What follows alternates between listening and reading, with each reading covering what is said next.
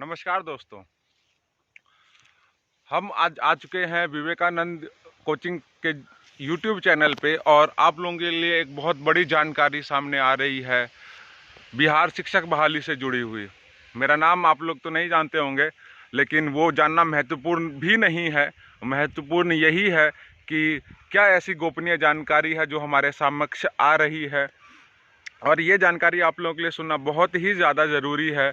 ऐसे दोस्त जो कि इस बार परीक्षा में शामिल भी होने जा रहे हैं या फिर भविष्य में वो विचार कर रहे हैं कि बीपीएससी द्वारा किसी भी प्रकार की शिक्षक बहाली में वो शामिल होंगे।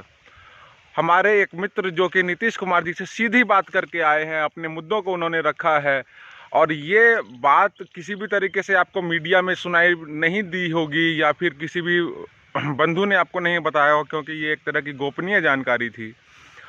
लेकिन आप लोगों को बताना बहुत ही ज़्यादा ज़रूरी हमने समझा। और ये महत्वपूर्ण जानकारी क्या है, किस तरह की बातचीत की, इसके लिए आइए सीधे जुड़ते हैं, जो कि एक बहुत बड़े वक्ता भी हैं, प्रवक्ता हैं और एक कोचिंग के संचालक भी हैं, गोकुल जी से। आइए सीधी बात करते हैं। हम लोग जुड़ चुके हैं हमारे साथ गोकुल जी। तो गोकुल जी, क्या क्या ऐसे प्रस्ताव आपने नीतीश कुमार जी से मिलकर रखा और अपनी बातों को कैसे पेश किया? देखिए, सबसे पहले जब मैं उनके पास गया तो उनसे सबसे पहले मैं नम्र निवेदन किया कि देखिए, जो 6 to 8 वालों के लिए सबसे बड़ी अपडेट है कि 6 to 8 वालों के लिए मैंने पहला मुद्दा ये रखा कि 6 to 8 वालों का वैकेंसी कहाँ गया, क्योंकि इससे 1 से 2 साल पहले जो है उनके पास 45,000 42,000 सीटें थी, वो जाकर के डायरेक्ट जीरो हो गया। ये कैसे हो सकता है? जैसे सीटें 2 पास किया हुआ है, वो अभ्यर्थी जो है वो अब क्या करेंगे? उनके लिए लाइफ ख़त्म, क्योंकि आपका जो जिस तरह से का प्रोसेस, इसमें तो यह हमको लग रहा है कि इसके बाद कभी आने वाला ही नहीं है ये बहाली पुनः। तो इतने बड़े बहाली में भी जो 6 to 8 वाले स्टूडेंट हैं वो तो भटक जाएंगे। तो सबसे पहले मैंने इसी मुद्दा को रखा। उसके बाद दूसरा जो जुलाई जो स्टूडेंट जो कैंडिडेट जुलाई अपेयरिंग वाले हैं, उन स्टूडेंट के लिए भी मैंने बातें की, इसलिए क्योंकि देखिए उनको बीच में यहाँ मैं रोकना चाहूँगा आपको। एक सबसे बड़ा जो सवाल जो परीक्षार्थी इस बार शामिल होने जा रहे हैं नेगेटिव मार्किंग को लेके है, तो क्या लगता है आपको जो रुझान रहा है शिक्षक साथियों का, और कोचिंग में भी आप लोग बहुत लोगों से मिलना होता रहा होगा, नेगेटिव मार्किंग को लेके क्या सोचते हैं, और बिहार के जो शिक्षक अभ्यर्थी हैं क्या प्रभाव पड़ेगा उन पे इस मार्किंग को लेके?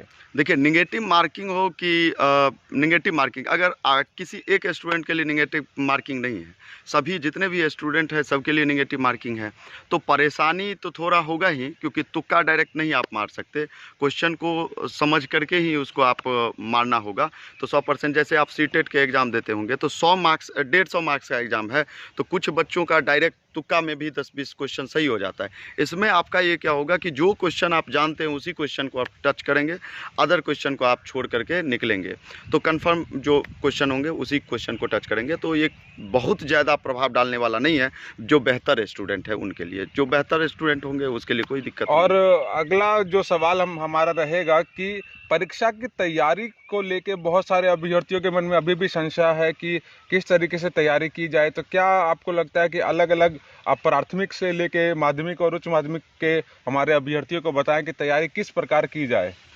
देखिए, तैयारी के लिए जो उनके सिलेबस कोई खास ऐसा कंटेंट नहीं डाले हुए हैं वो, कि जो भी सब्जेक्ट है उसमें कौन कौन से टॉपिक पढ़ा जाए, क्या पढ़ा जाए, ये तो नहीं लिखे हुए हैं वो। जी बिल्कुल, तो यही हाँ, जो जुड़ा हुआ सवाल है, ये इससे बहुत सारे अभ्यर्थियों ने हमारे पास मैसेज भी किया कि किन किन टॉपिक को पढ़ा जाए, किसको छोड़ा जाए, क्योंकि सिलेबस बहुत ज़्यादा बड़ा है। तो क्या आप जानकारी साझा करना चाहेंगे? देखिए, जो अभ्यर्थी हैं वो बीएड किए हुए हैं, बीए किए हुए हैं, उसके बाद बहुत सारे कंपटीशन के जो हैं वो तैयारी किए होंगे, तब जा कर के आपको बता दूं कि शिक्षक बनने के लिए आए होंगे, तो उनके पास ऑलरेडी काफ़ी जो है वो होंगे। वैसे मैं अपना आपको एक्सपीरियंस शेयर कर रहा हूं कि जो इम्पॉर्टेंट टॉपिक आपको लग रहा है उस टॉपिक, क्योंकि आपके पास बहुत ही कम टाइम है, तो कम टाइम में कैसे करके जो है जो मेन टॉपिक होगा उस मुद्दा को, उस टॉपिक को आप ज़्यादा से ज़्यादा रीडिंग करें, उसको रिवाइज करके आप जाएँ एग्ज़ाम में, ज़रूर सफल होंगे। जी धन्यवाद। और अगला सवाल जो है कि परीक्षा जो इन डेटों में होने वाली है, तो एक साथ क्या अभ्यर्थी 2 फॉर्म भर सकते हैं, यानी कि प्राथमिक या माध्यमिक में अगर वो पात्रता रखते हैं तो क्या वो एक साथ दोनों फॉर्म भर सकते हैं? जी बिल्कुल भर सकते हैं।